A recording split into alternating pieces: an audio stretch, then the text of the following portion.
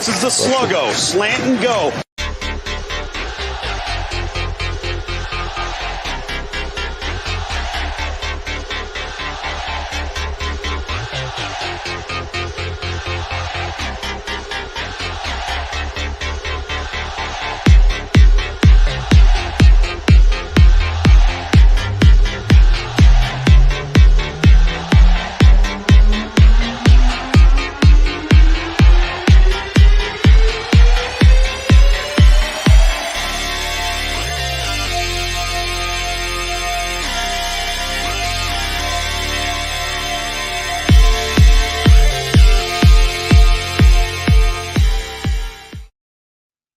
Casey, the Beef Cregan, it is show to score. You know, you learned in school 4 scored 7 years ago. It took me that long to figure out what a score was, but I think it's 20, and we are on show number 40, believe it or not. This makes 40 out of 41 weeks. That's incredible. Crazy times. Like, you know, we talked early on in this mess that we didn't think we were going to have some things to talk about, and we keep fooling ourselves into thinking that, you know.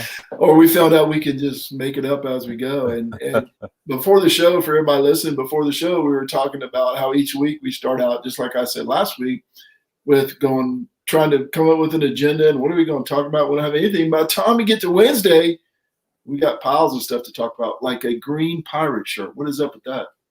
My high school, Seton Hall Prep, they did they're blue and white, but for one St. Patty's Day, this shirt is probably 17 years old, and I bought it big. It's not big anymore. And so I just thought of it because of St. Patty's Day. It's about one of the only green shirts I have, so I thought I'd try it out tonight. And of course, I got the repeat here, the Wichita Wingnuts, because I can't afford any more new shirts, at least not till the tax refund comes in. So if you get a refund, so we'll just have to go through the old ones. Hey, guess what? On Friday, Clemson basketball is in the big dance, Casey. Now we've been waiting a couple of weeks. We've been waiting a couple of years since the Sweet 16 a few years back, and you know. You put a question on the agenda, making the tournament, does it meet expectations? I don't know if that was a question for me or you or whoever's watching. What's your take? Yeah, I think it was just kind of a question to throw out there because there's been ample, we're big on the Twitter verse, or at least I have that one trolling account, and then I have two regular accounts. But it's just funny to watch the fans that when Clemson loses, it's like they've lost 37 years in a row. And when they win, you know, everyone jumps back on the bandwagon. So I just don't know what expectations should be for this program. So I wanted to kind of put it out there. Maybe if we had some people out there listening, I'm not sure if we do yet.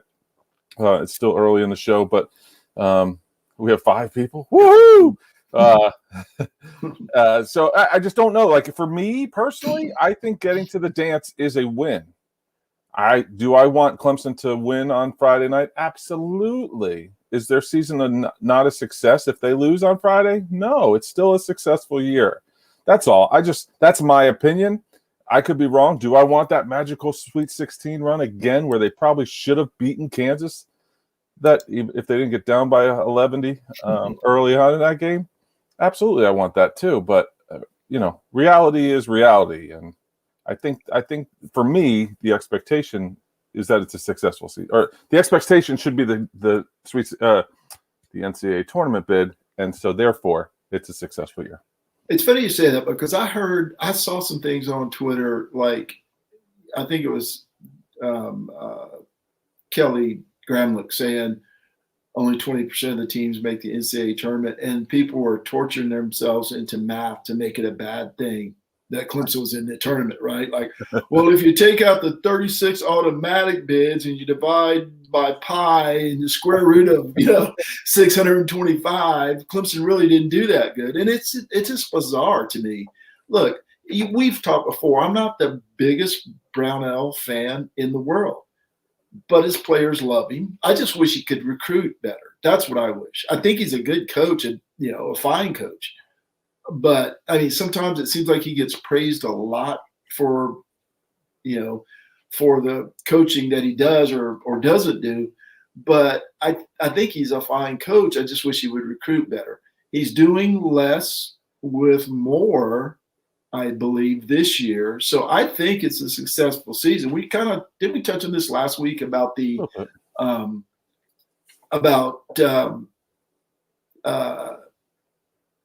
the basketball team. I lost my train of thought. That's okay. I just wish he would. I wish he would recruit better and have higher hopes. But this season, they're doing much better than I expected. Now you could say I was wrong and I didn't expect enough. But you look at the roster and you got a transfer from Fordham and a transfer from here and there, and Jonathan Bear from UNC wherever. Yeah, you think this team's going to compete in the ACC? Well, heck, we didn't know Duke was going to be terrible. Not terrible, but not Duke level, and North Carolina for that matter. I don't care. I think it's a successful season. We talked about, do they have to make it to the Sweet 16? That was my train of thought. And my answer is no. Rutgers is a good team. Rutgers is actually favored in this game for a reason, right? They're rated higher in Ken Palm than Clemson is by 2 points, which magically, that's about where we're going with this, with the point spread. So, yes, I think it's a successful season. And John Chancey chimes in and says, I just want them to do their best. Overall, the season has been good. The loss in the ACC tournament was very disappointing. I 100% agree with that. 1,000%. Yeah. They were capable of playing better. They were definitely capable of playing better. They were definitely – it's hard to beat a team 3 times. I don't care who it is. They beat Miami in a close game, then kind of ran away with one, even though Isaiah Wong tried to will Miami in that second game, and then he got over the hump in the third. Completely disappointing, and they definitely would have given Georgia Tech a game, I think, in the next round. And heck, the way it turned out, you give Georgia Tech a good game and you win, you end up in the championship. But if my aunt had nuts, she'd be my uncle. So we can't exactly say that. So yeah, I do. I want them to do their best too. I think we're a little spoiled with football, and I think some of the fans have that same expectation for the basketball team, and we're not there yet. No. And we struggled in football for decades. People forget that now, right? Not years, decades. I was in school for a decade, and we struggled every year for it. Undergraduate. So Rutgers is actually favored in this game, and I heard a lot of talk about this on podcasts and different shows I'm listening to. 10 seed is favored over the 7 seed, the only lower seed favored in the whole tournament, by the way. But they're favored for a reason. They played in a tough conference. They're much taller and bigger than Clemson, which, we're going to get to kind of the analysis in a minute. I did a little research, shocker, online today, and most people are picking Rutgers to win this game. I think I saw one site that had 12 experts, whatever that means. I think 12 guys they employ. And 8 of them picked Rutgers to actually win the game. So, if Clemson loses this, the Brownell haters are going to be out in full force. You're the higher seed. That doesn't mean crap, really. I mean, if you're a 1 in 16, it means something. But 7 and 10, 8 and 9, 6, even 6 and 11. Does that make 17? Yeah. I'm having trouble with my math today. That's right. It's college basketball. There's going to be upsets, and it's only and you're actually an underdog, and people are recognizing that Rutgers is a decent team. And I feel sorry for you, because first thing I said when they played Rutgers, you said, I'll never hear the end of it, because, of course, you're in New Jersey. Yeah, and we have a really good my really good friend who is a big Rutgers fan. He's my Rutgers insider, so he's already been texting me.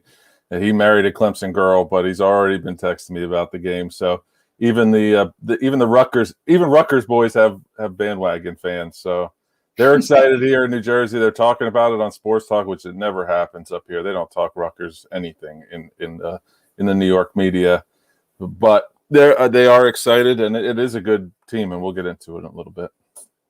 JP Priester checks in, and he picked Rutgers too. He picked Rutgers too. JP, you're fired. No. I completely understand. I'm kind of going back and forth on it in my mind. Now, in my bracket, where I live in the fantasy land, I picked Clemson all the way through till I think they meet Illinois, and they got crushed in that one on my bracket. But so let's get into this a little bit. Rutgers has some tall guys. Shocker, right? Let me see if I can.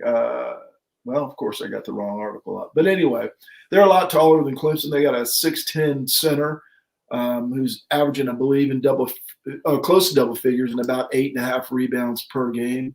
So I'm concerned that Rutgers is going to have size. They don't have Florida State size, but you see what happens when Clemson plays teams that tall, even though North Carolina seems to be about that tall.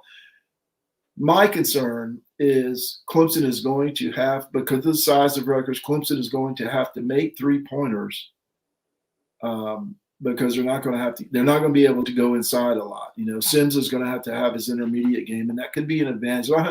Apparently, what I read online, they don't have anybody that can cover Amir, but that's basically Clemson's only advantage because Rutgers has the size to be able to dominate on the inside and the boards. One of the things that we saw, especially in that first half against North Carolina a month or so ago, was that Amir was able to pull the bigs, Baycott out, and kind of allow backdoor cuts.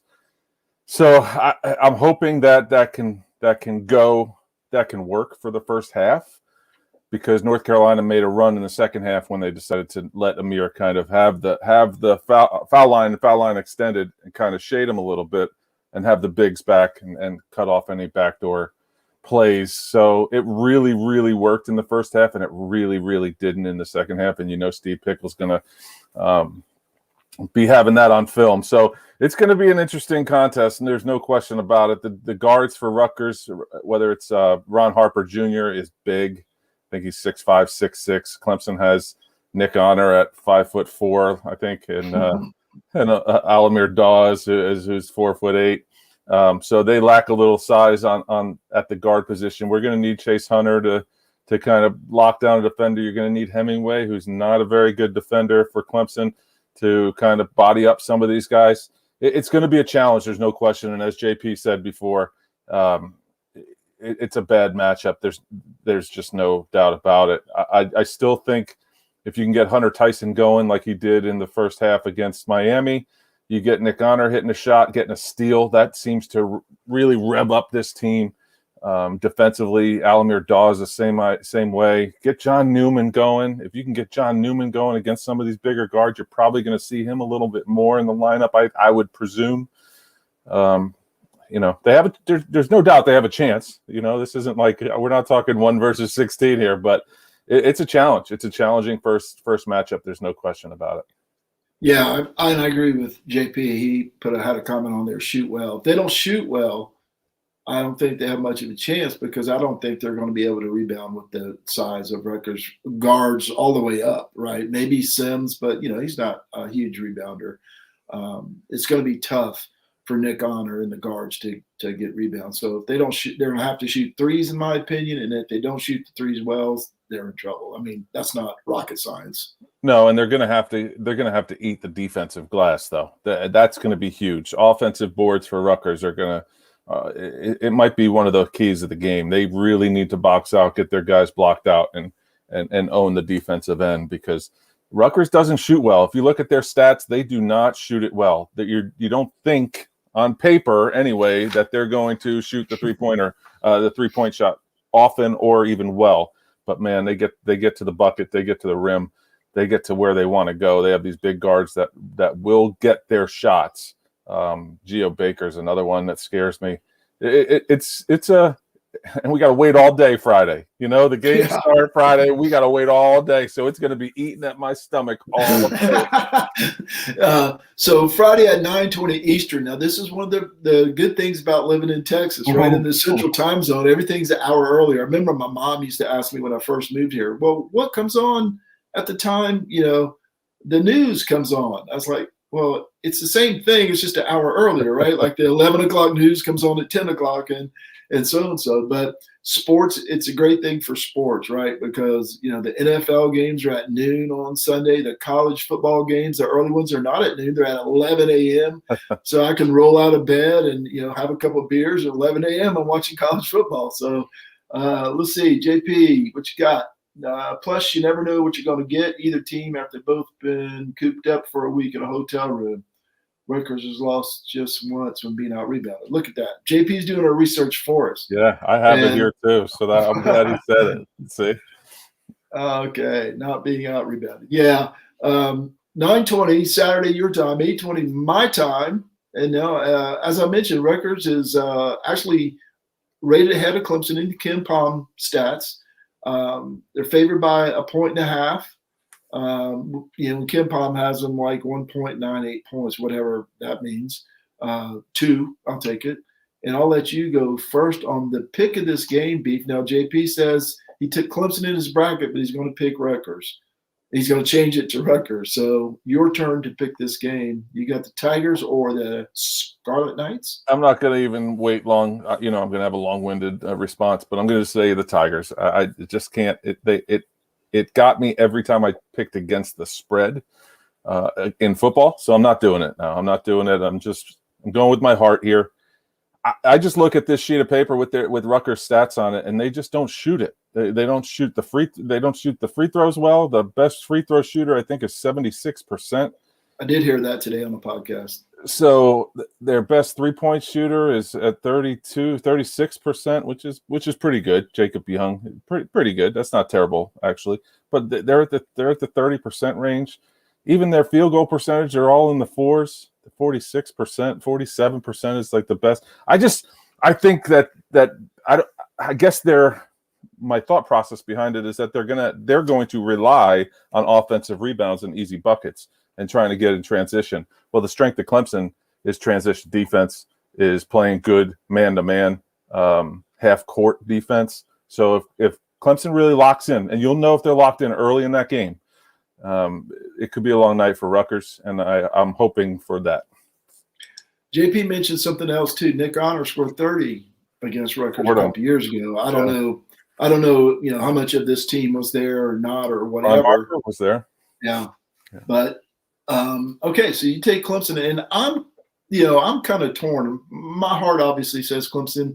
My head, I listen to all these shows and read all the articles, and everybody says Rutgers, and they're saying, well, Rutgers played in a tougher conference. Hey, hello, Clemson beat Purdue and Maryland and Alabama, which is a lot of people's favorite.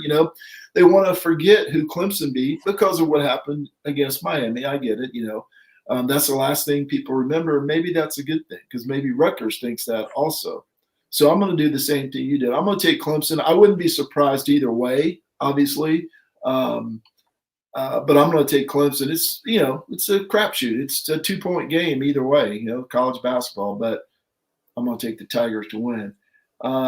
Orange is better than Scarlet. Tigers are tougher than the Knights. Clemson wins, says John Chelsea. I love his logic. Hey, we'll take it. And Rutgers is 12-1 when they out rebound the opponent. Okay, it's good to know.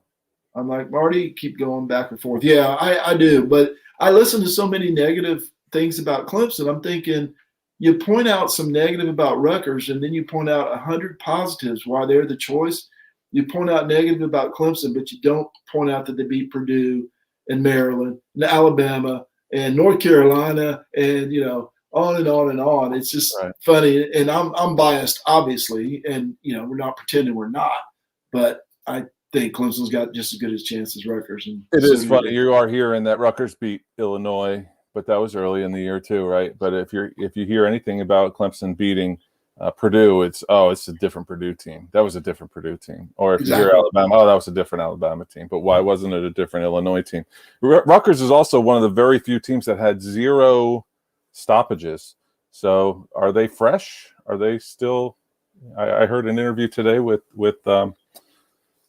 Ron Harper Jr. and he's saying he hasn't been outside in 3 days. They're doing some crazy things in that bubble there. So it's going to be fun. I think this might be one of the better games of the first weekend. I don't know what Carl Forte is talking about. Me neither, but hey, I thought it was your friend of yours. Okay. He is. He went to Seton Hall Prep with me. Oh. How many years did it take you to get out of there? My dad worked there. It was easy. 2.5. Okay, final 4 picks. Told you going to be a lot of screen sharing today, and this will be my first one. I want you to see actual final 4 picks. And here we go. I should have been better. I should have given you mine. Should have been better prepared. Here's who I got in the Final Four. And folks in the comments, let us know who you got. I got Gonzaga, Illinois.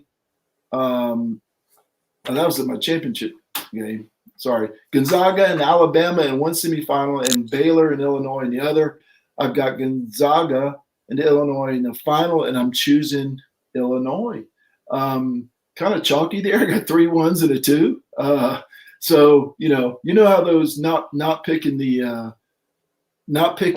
upsets go, but and we'll get to the article I wrote in a while, but number ones win this tournament generally, right? A lot of times number one, and good offensive win this. People talk about defense all the time, but generally it's teams with better offenses that win this tournament. So there's my Final Four. Beef, who you got? You're going to be so mad at me.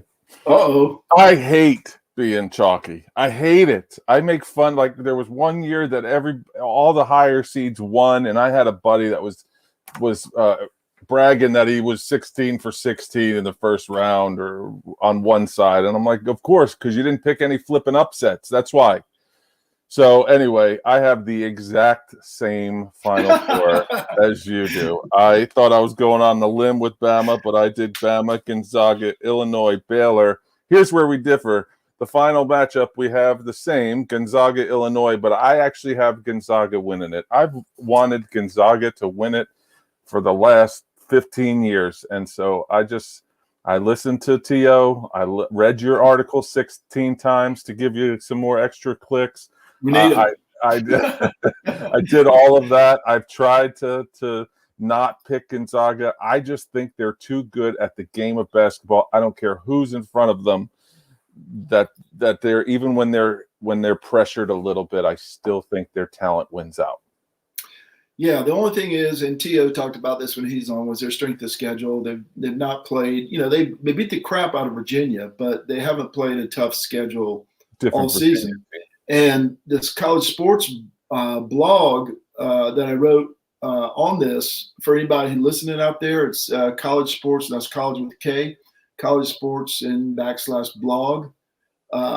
It talks about the history of the tournament and who wins. And if you look at your screen, you'll see the Ken Palm rated offense, second, first, ninth, third. Connecticut's an outlier, obviously. A couple of times Connecticut's the outlier. Seventh, second, Connecticut again. Duke, North Carolina were 1. But you can see there that offense generally 9th or better in the country. Defense 11th or better. And the strength of schedule, which gets Gonzaga 33rd or better. Only one time since 2001 has a team with the strength of schedule lower than 24 won the championship. So that's why I don't think Gonzaga is going to pull it out. Who's the team that meets the criteria this year? You can see Gonzaga with their strength of schedule of 94 right there. Michigan and Illinois. Michigan has an injury, and that's why I went with the Illini. And I think they're really good. That's the other reason I went with the Illini. They are really good, and I watched every second of that Ohio State game the other day. So that's, it's one of those things too that recency bias a little bit. I just think they're athletic as heck, man, and well coached, and run a really good, in-depth offense, and their guards get to the rim. I like them a lot, and I just figured you were going to pick Illinois, so that's why I went Gonzaga too. That was another reason. Yeah. And so, folks, if you would help us out, go to the collegesports.com, and that's college with a K again, /blog. You'll see our logo there. Would appreciate you checking out the articles. Not doing quite as well as the one on Cade Klubnik, shockingly. Basketball doesn't draw as much interest as football, but that's okay. It's fun every now and then. You and I have talked about this. It's fun for us just to write occasionally and get our thoughts out. We can't wait a week. I got one coming. One coming on softball. So, all right. And John Chancey says Alabama over Virginia, Illinois over Ohio State. Illinois wins it all. So he and I are thinking alike. You know why I didn't pick Virginia? I'm worried about the COVID thing with them. That's literally why. I had them up against Gonzaga in that second or Sweet 16, I guess it was. No, the 1-4. It must have been the Elite 8, and I thought hard about it. I don't think they're anywhere close to what they were in 2019. No, they're not. JP's got Kansas, Michigan, Texas Tech, and Illinois. Texas Tech is the sleeper. I think they're not as good as they were a couple of years ago either, but that's not a bad sleeper, actually. I don't know about Final Four, but if Mick, I can't remember the dude that makes the threes. They got a guy that can make them, can score in in succession, a lot of points real quick. If he's on fire, Texas Tech, I don't disagree with that. That Kansas one might be more questionable in my mind, but that's yeah, that's a good point too. Kansas they did beat Baylor though. Yeah, no doubt. All right, so check us out, College Sports Blog, College with a K. Every now and then, Casey and I put something up there to represent Clemson or sports in general. This was just a general college basketball post. All right, Case, it's your turn, buddy. We're going to talk about some softball right here. Now, I've started watching a little bit. You guys have talked me into it. It's not the game that I remember where 1-0 was a blowout and there was 22 strikeouts every game on each side. There was, you talk about two outcomes. College softball 10 years ago were two outcomes. Now they actually hit the ball, score runs occasionally, though Clemson hasn't given up too many runs lately. But it's your shot, man. Tell us all about the Clemson softball team. Well, they hosted Furman this past weekend and won in a 3-game sweep this weekend. They're now 16-2, 7-2 at home, 8-0 on the road, which is crazy to think about. They're 8-2 in the conference. They're just. I was texting with Nelson Wilhite throughout the weekend, and he was doing. Thanks, Al. He's now in depth. He's deep. I thought I was deep in the softball fandom. He's deep into it. They're just a lot of fun. Even when they're kind of trying to figure out a pitcher, it may take them an inning or two, but there's no doubt that this offense is going to score runs. And it starts at the top again. Mackenzie Clark. She went from center field. She was behind the plate. She was catching in one of the games. So these girls can really do it all. My player of the weekend was Ansley Gilstrap. She has such a good story if you haven't heard about it. Unfortunately, she had a pressure on the brain injury. She transferred from USC Upstate, sat a year, then had the brain injury. Now she's leading the team. She's a graduate student. She's with all these young kids, pretty much, other than Casey Bigham, who's the second baseman. Gilstrap's the shortstop. Kind of bringing that leadership quality to this team. They're just a lot of fun. Gombarda she's got 6 home runs and 17 out of 17 hits. The girl just rakes. Morgan Johnson is another one that can hit the long ball. The team is just a lot of fun. I'm partial now to Aaliyah Logaleo because I like her name too. Every time they seem to need a hit, she seems to be front and center. She's only hitting 263, but I think all 5 of her hits were in really big spots. The pitching, Valerie Cagle is doing it again. She's pitching starting at least 2 games of the weekend, which in softball you can do. Reagan Spencer's another freshman that's really good. Millie Thompson seems to be that number 2 pitcher. She's a true freshman. She's really good. This team is just a lot of fun to watch. Even when they're kind of struggling a little bit at the plate, you just kind of have that feeling that they're going to get it going, and not only get it going, but they're really just going to start. The hits are going to be contagious right behind them. They got Logan came all back from, I guess, an injury. I haven't really heard. There's been some coyness on her. She came back and pitched a couple innings this past weekend. That was good to see. One thing I said last week that was a complete fabrication on my part because I didn't do enough research is that the schedule is favorable. It's not. I was very wrong. I looked at the schedule and the records. This weekend they play Louisville. They travel to Louisville. Louisville's 9-7, 3-2 in the ACC. So you would say, 9-7, they're not that good.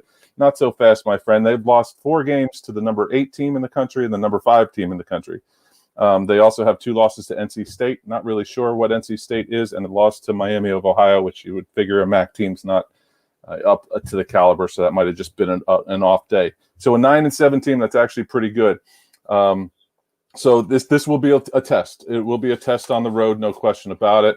What didn't I get to here? The upcoming Duke after that. Duke is a new program as well, like Clemson. However, they have 3 of the top pitchers in the country. led by Brianna Butler, who has a .95 ERA, kind of in the Valerie Cagle mode. She's and they're also first in the ACC, and they're 19-1 overall. So that's not favorable to them either. And then they get North Carolina, whose only losses are to Notre Dame, and they lost 3 of 4 to the number 8 team, Alabama. So tough series coming up. That's actually correct this week. Tough series coming up the next 3 series. But they're a lot of fun. Win or lose, they're going to be good. Don't expect a national championship from this team, but I can almost guarantee they're going to get into an NCAA tournament. Well, John Chansey has a comment here I want to address. He says he knows little about softball. I just know it's a ton of fun to watch. And what I've noticed, one of my criticisms when I get on the Twitter, as you call it, is that college baseball is so slow. The dude for Georgia State was taking like a minute and a half in between pitches, and they're reviewing plays where guys are out by 20 feet. It is tough to watch sometimes. The softball moves a lot faster. And before we move on to the next thought, we have to chime in. Here's SEC Zach Parker chiming in his Final Four. I'm actually surprised it's not Alabama, and Alabama. So thanks, thanks, Locks. Thanks for chiming in. JP, a lot of softball teams out at Kingsmore last week watching what not to do. Clemson's lost to USC Upstate. That is actually funny and sad at the same time, JP. We're going to get to baseball in just a minute. I enjoy it. I enjoy watching the softball. I still watch baseball throughout at the same time. Usually put softball on the phone, but a couple more losses for the baseball team, and who knows? Speaking of baseball, you and I have been going back and forth. I hope in a lighthearted way, though. Sometimes over text, it's kind of hard to tell, right? You go did I piss him off? But that's hard to do. He's from New Jersey. I could hit him in the head with a baseball bat and he wouldn't be pissed off. So about who's scary and what's the definition of scary for a baseball batter. So I'd like the viewers to chime in. When I think of scary, I think of Caden Grice standing up there 6'6" and whatever. My friend pitched in the major leagues, and he faced a lot of, well, not a lot because he wasn't there very long, but he faced some major league pitchers. Don Mattingly went 3 for 4 off him and 3 doubles off the wall. That's a great story we'll get into sometime. He said the scariest guy he ever faced, it was not Don Mattingly. He struck out Wade Boggs on 3 pitches. You know who's the scariest player he ever faced? Dave Winfield. He said, because when that dude swung, I felt like he's about 2 feet from my head because he was 6'7" or whatever it was. So that was his scary. So when I think of scary, I don't think of a guy blooping something over the second baseman's head. I think of somebody hitting one 419 feet. So with that said, your definition of scary. Well, I think I'm going to start it out by saying that my definition of scary is just something that I've said. I guess it's my own lexicon a little bit from watching college baseball for the better part of my life. I was telling people 25 years, but I watched Biggio and John Valentine play at Seton Hall University. Rick Cerrone was my camp counselor at Seton Hall University Hustler baseball camp. Like I've known college baseball forever.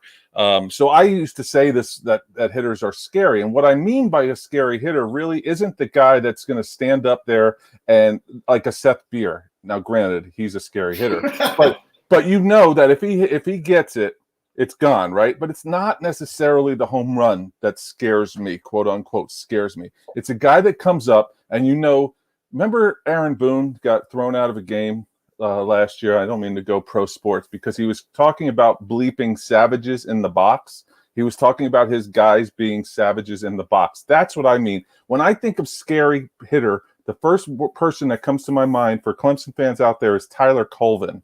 Tyler Colvin back in the 03-06 range was the scariest hitter because if there was a man on second and third, and this rings true to this podcast, if there's a man on second and third with one out, you knew Clemson had a run. You might as well have just put it in the book. He was going to put the ball in play somewhere to make sure that runner was going to score. It's a player that kind of comes up there as an opponent fan, you're like, oh crap, this isn't good because he could double off the wall. He could hit it 700 feet, or he could just find a hole in between short and third. It was a guy that you knew was going to have a great at bat. Like, I love James Parker. I think he's good, and he is scary for like on the power side of things. And he's actually doing a little bit more of kind of the extra base hit stuff. But like second and third with less than 2 outs, if he's up, I have no confidence that he's going to be the guy that gets the runner in. That's a whole other story. Yeah. But that's really, I know I'm jumbled a little bit, but like in my mind as an opponent fan, and it probably stems a little bit of football back when I don't think my team is good enough. So I don't feel like it takes a little bit more for my team to have that guy. But when I watched Clemson, South Carolina a couple weeks ago, they had 4 guys at the top of the lineup. And I know that even the Clark kid, Wes Clark, like you knew he was scary because he was going to drop a bomb on you at some point. But even the leadoff hitter, I can't think of his name, Atkins, he just looked like a beast in the box, and he was free swinging, and he made contact, and you weren't going to strike. Someone that doesn't strike out is a scary hitter, you know? Okay. Well, I can take that. I get it, because I think in a way you're right, because who was it in 2010 for South Carolina? Was it Whit Merrifield or somebody who? Yeah, that whole team. Yeah, all 9 of them. That's what I was thinking too. Or 10 or 100. Joey Pancake. I still have from Joey flipping Pancake. Yeah, so I agree with you, but I think the general thought when you're thinking scary is a Seth Beer, Caden Grice. JP disagrees with me, and I get it. He's not I mean, he's only played a handful of games in college, you know. By this time next year, Caden Grice will likely be a scary college hitter. You know, so I started out as a scary hitter in my mind. Started this season like he was hurt for a couple games, but then came back. Kier Meredith, because he was hitting doubles. He was getting on base. He was stealing bases. Like, he was a nuisance.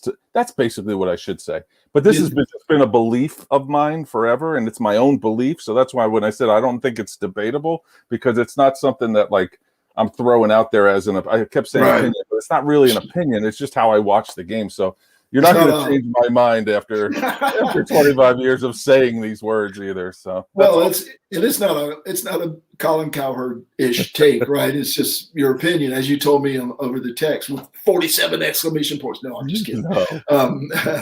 Kevron says Clemson's greater than Rutgers. What else would we expect, Kevron? Right. Yeah, we all hope you're right, but I don't know that we expect anything else. All right, Clemson got swept by North Carolina, had a lead in every game, but you know what? Here's a sad statement about Clemson baseball. And JP, chime in and tell me if you felt this way.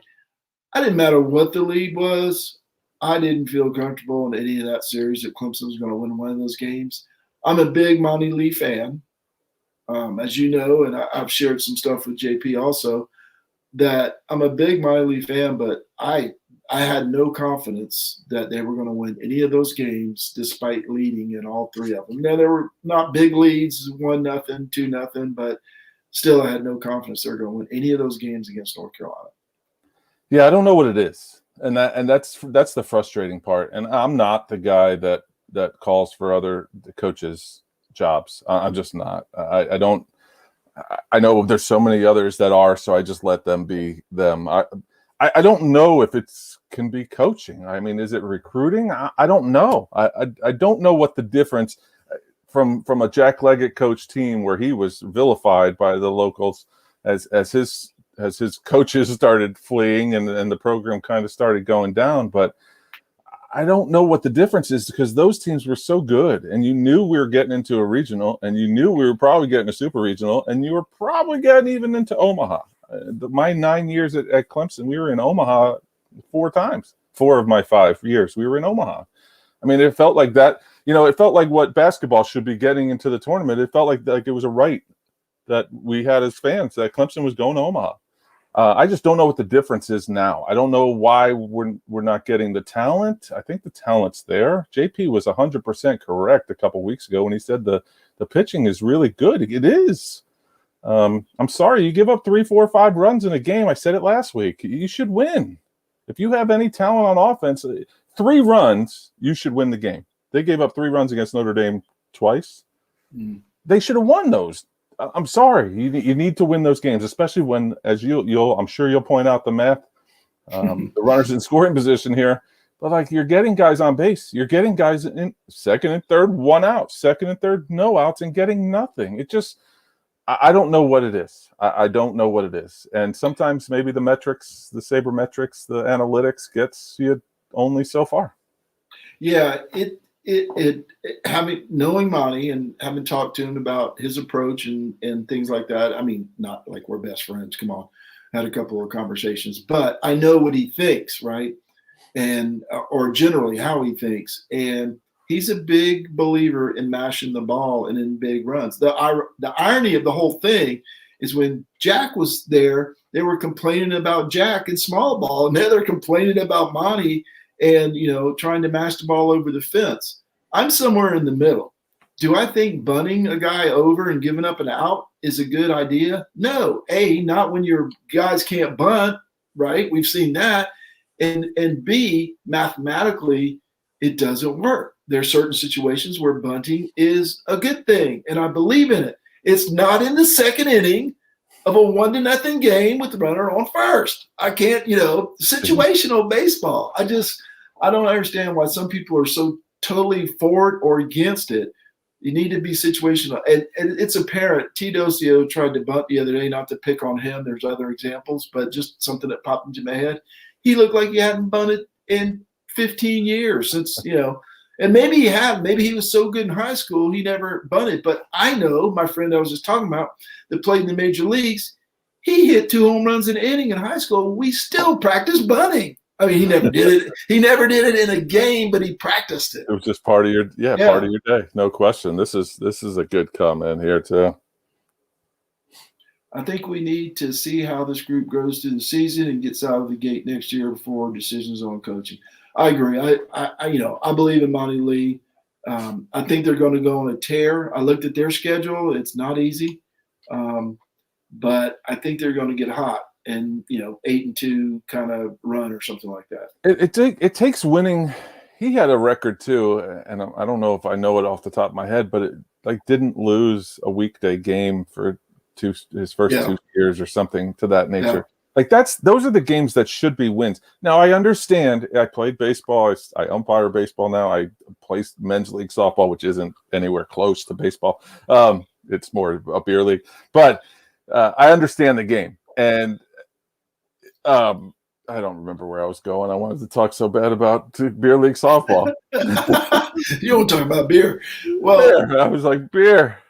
Yeah, I mean, I think we both understand the game enough, to be able to speak on it. And just from a fan's point of view, neither one of us are really reactionary. At least you don't seem to be about baseball. But remember, it took Dabo. Dabo didn't come in and win right away. Now, the baseball program, you could argue, was in a much better position, but maybe not because they fired the coach and they've had 3 coaches in 60-something years, right? So it's not something that happens every day at Clemson. But it takes a while. You have to learn how to win, and this team doesn't really know how to win. They got pieces all over the place. I'm confident in Gilbert at the back end of the bullpen. I'm confident in the middle relievers. Not confident with guys on second and third in less than 2 outs, because even in the game yesterday, I don't know, JP, I don't know if you know this or not, but they were 0 for 2 outs, 0 for men in scoring position. I think they had a hit or 2 with runners on, but in scoring position, no hits. 1-7-2, didn't get a single hit with a man in scoring position. That's remarkable. That's going to bite you, but it is baseball, and I do remember what I was going to say about weekday games. Even though it's baseball, and anything can happen at any time, there's no excuse for losing 12-2 to USC Upstate. I don't care how good, half those kids are going to be D1 next year. I get it. Somewhere, a couple are probably going to come to Clemson, but you just can't lose those games. You can't lose last night to Georgia State. You can't lose to whoever is on the midweek games. It used to be Georgia. I know those are a little tougher. Coming up. Like East Tennessee State, you can't lose those games on midweeks. And then if you win 2 out of 3, that's all it's going to take for this team. Win 2 out of 3 this weekend against Virginia Tech. And they're win a series, get in your mind some positivity, and you can roll from there. So Well, here's the bad news. There's 2 Georgia midweek games coming up, and the third game in South Carolina is going to be on a Tuesday. So there's going to be some midweek losses, but really, those are different than what you're talking about. I'm just having fun. Just having fun at your expense. Like the Furmans, the College of Charleston. Well, good. I actually think that's what finally did Jack in, was he lost a lot of those games. Western Carolina and, East Tennessee State. He lost a lot of those games, and it hurt in the seedings, right? Because you're 30-24 instead of 35-21 or whatever, do the math. Anyway, this week coming up is Virginia Tech, who's 9-6 and 5-4. They beat Miami 2 out of 3. And North Carolina, they beat 2 out of 3. So that tells you something right there. Now, that was in Blacksburg, so obviously still a good team. They did lose 2 of 3 to Florida State. So, as I said earlier, the schedule's not getting any easier for the baseball team. Yeah, I don't know what's in the water this year for the northern teams. You got Pitt that's really good. You have Virginia Tech. I know they're not that northern, but they're northern enough. For Clemson folks, BC's really good. Notre Dame's ranked and really good. It's crazy stuff going on in ACC baseball. It kind of feels like the ACC basketball a little bit, whereas the normal top seeds are struggling out of the gates a little bit. So yeah, we blame everything on COVID. I wanted to bring JP's comment back up here because he said Clemson played good fundamental baseball yesterday with solid defense, and they won. This team just has to get better at doing the little things, and they need some confidence. I agree. That's what I was trying to say earlier. They're going to get on a roll. It might not be this week or next week, and it may be too late for this season, but hopefully it can springboard them into next season. And one big issue is getting up there and trying to pull the ball on outside pitch with 2 strikes. But that's analytics. Especially with runners on base. There's a place for the metrics, but they cannot be – they'd be all end all. Yeah, and I think sometimes money relies on them too much. That's just my 2 cents. And maybe we're just 3 old fuddy-duddies that want a little small ball, but there's nothing more infuriating. I mean, I'm gonna take a ticker how many weeks in a row I say this. Nothing more infuriating than second and third, nobody out, or second and third, less than 2 outs, and you can't get a run. Right. One run. I'm not even asking for 2. Well, this is the aborted blog I was going to write. I got so frustrated. It was so depressing to me because used to be I could turn on a baseball game and there was second, third, and 0 or 1 out, and I would go, man, are we going to score 1 or 2 or maybe 5? The guy pops up and a strikeout. Okay, reverse the order. Strikes out and pops up, and you're going, what the hell? You can't count the runs for Clemson until they cross the plate. I mean, that's kind of obvious, but you know what I mean, right? But you felt like Notre Dame playing a couple of weeks ago that if they had got a man on third, they were going to score them. It just felt that way. Yeah, there was a great website, and I don't recall the name of it, but it gave you the expected runs for certain situations like second, third, no outs. What would the average college team score? I'd hate to see where Clemson ranked in the 300 college baseball teams, probably close to the bottom. Yeah, well, you can't get much better than 0, can't get negative. Lower. Yeah, can't get negative. Let's see, 100% agree. Too much. All right, Casey. College football. Now, pet peeve of mine, right, is I'm watching. I got our guy, College Football Blitz, I think, on Twitter, part of the College Sports Network. He's blitzing. He's talking about college football every day, all day. And one thing he does is he tells us when somebody hits the transfer portal. And I've been putting little memes on there with, 1 million people going into a concert or something saying live, look at the transfer portal.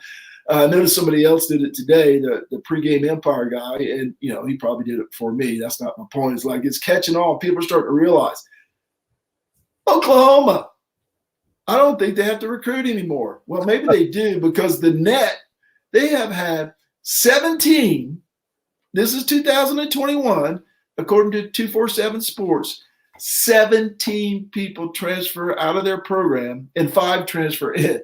22. My joke today was you're going to have an entire new team around love of my life, Spencer Rattler, without any of them being freshmen, right? They're all going to be upperclassmen. 22. I don't want this for Clemson. I'm sorry. I'll take the L in the semifinal if it means we don't have to have 15 transfers in and 7 out and, just be a way station for college football players. I don't want it. That's incredible to me. 22 transfers in total. You and I agree 1,000% on this completely, because what does that do to recruits? I can understand if you're getting 1 or 2 guys in, you can probably massage that to make it work. But in my mind, if you see numbers like that and you're a recruit going in, who's the wide receiver that Cade is trying to get to come to Clemson out of Texas?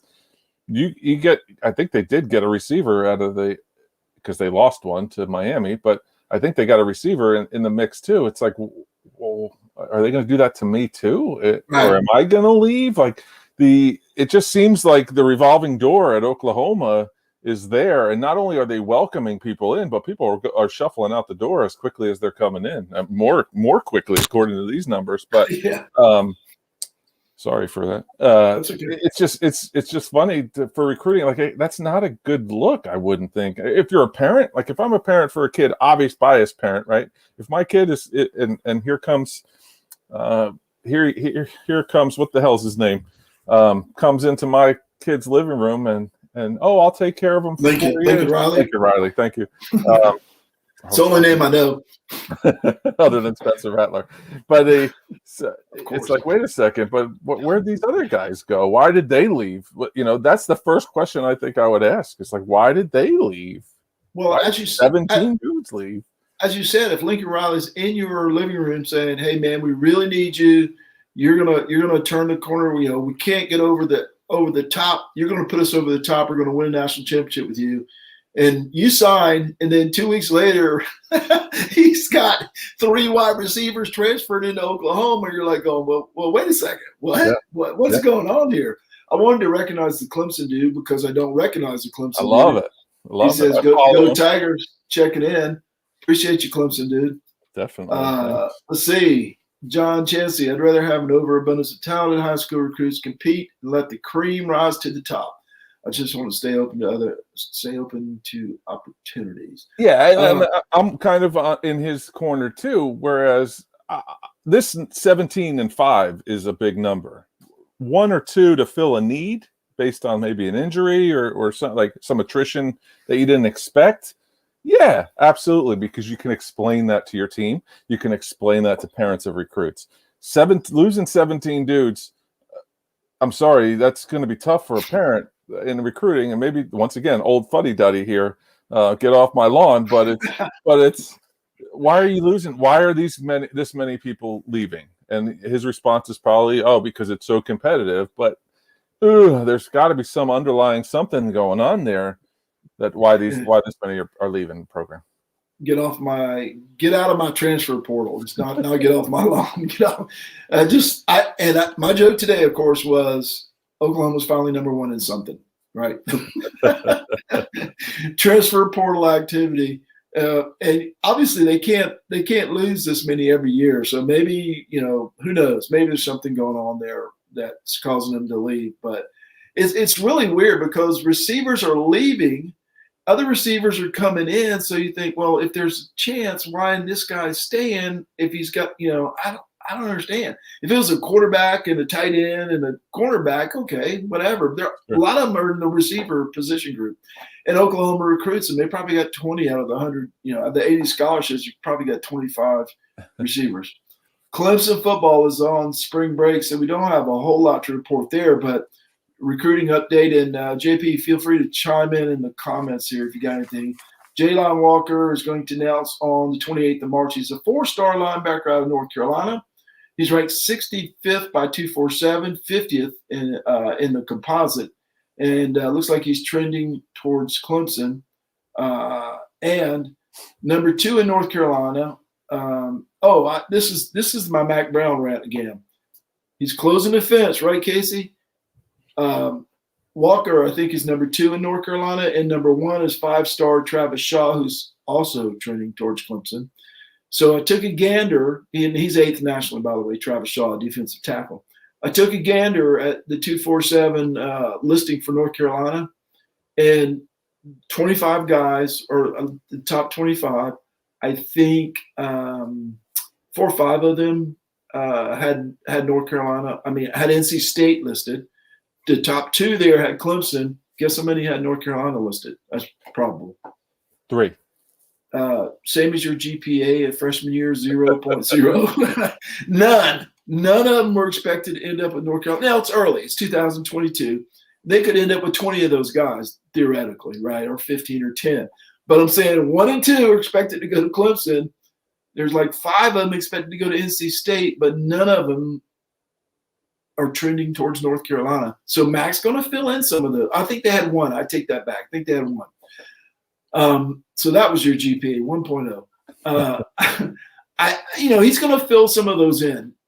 He's going to get some of those North Carolina guys. But again, at the top of the food chain is not North Carolina, even in their home state. It's a bunch of baloney, as my wife says. Clemson is still number 1 in North Carolina recruiting. Yeah, there's obviously holes in that fence somewhere around like the Winston-Salem area, or I don't know. I don't know where these guys are coming from, but I did read something that said that Travis Shaw is thinking seriously because of the success of Dexter Lawrence, so the defensive tackle that came out of the Winston-Salem area.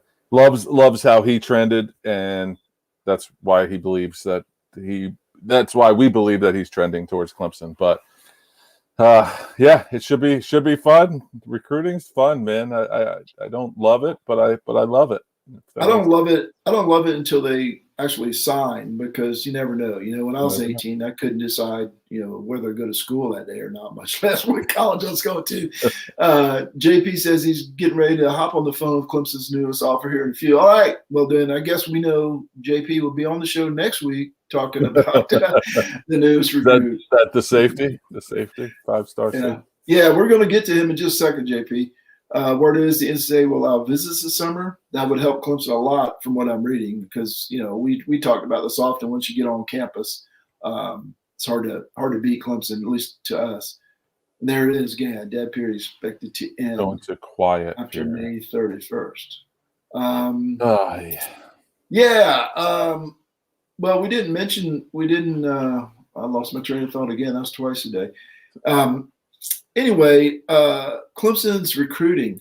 I saw that. Speaking of Rutgers, we talked about earlier. Rutgers is 10th this year, or in 2022. Now it's early. 4-star. They have 2 4-stars, I think, and a bunch of 3-stars. Yeah, but they're actually ahead of Clemson, who was 22nd. One of its news offers. Oh, he's got something else here. He's got another one on the line. Yeah, I wanted to bring up the new recruit for Clemson. I didn't have it pulled up. I don't know what I did. There it is. Yeah, Rutgers had 3 consecutive 4-star verbal commits, so they're on a little bit of a roll. My friend Tim Galligan was very quick to tell me about that as well. So there's some talent here in the state, and if Shiano can keep those guys in, and this is how he was successful in his first stint in the Big East. He would get some guys out of Florida, and he's getting the top end guys out of New Jersey to keep them away from Penn State and Michigan. No doubt. And this is the young man that JP tweeted about today, Jacoby Matthews, 6'1" safety, 204, out of Ponchatoula, Louisiana, class of 2022. Quite the offer list there: Florida, Alabama, LSU, Mississippi, Oklahoma. Why you'd want to play defensive back at Oklahoma is beside me. And there's Clemson down on the list. So anyway, a 4-star out of Louisiana, which would be interesting. And there's $1 for the vets. Interesting for me to see them get perhaps another recruit out of Louisiana, though I sometimes wonder if we're overestimating that pull. I forgot about the offer last night. Yeah, but the defensive end out of Massachusetts is a big boy too. But you always worry about some of those guys. I know Christian Wilkins fans, I get it, but you always worry about some of those guys for the talent that they're playing against. Sometimes some of these football states, Massachusetts isn't exactly a hotbed for talent. They do have a couple guys every year that are 4 and 5 stars, but I haven't watched film yet. JP's way more advanced on him than I am. So we'll hear about it, I'm sure. No doubt. No doubt. All right, Casey, got anything before we close this up tonight? We're almost at the hour mark. No, sir. I'm all set. I think you gave me my platform with my softball girl. So. No doubt. That was a lot of fun. Well, anyway, a lot of fun talking to you. We hadn't talked much this week. Appreciate it. I know you've been busy. A lot of fun. To everybody who commented, thank you. And I see a comment up there that I haven't done yet. Let's do that. Uh-oh. Yep. Okenlola. Okenlola. All right. If you wrap it up, Casey, I'll sign us out just after that. Yeah. Happy St. Patty's Day to everybody. If you're celebrating, celebrate safely. I don't know where you're going, but I want to go with you. Thanks to everyone in the Facebook group, especially Nelson Wilhite for all his help and support. Everyone on the Seldom News Reserve. What's it called? The college football discussion page, Sluggo podcast, Chopper Beef, which is recording tomorrow night, Thursday night this week. John McGee and each and every one of you who listens, likes, and shares our show. Be sure to go to YouTube and subscribe for us. Get us to 20. Somebody has to be the 20th one. Make it you. On behalf of Marty, Seldom News Reserve, Coleman, I am Casey the Beef. Thanks so much for watching. We'll see you next week on Sluggo. I want to give a shout out to the guy, whoever owns New Day USA Mortgage. I get 3 pieces of mail from them each week. They are keeping the U.S. Postal Service in business. Next week, Casey. I think we're done here.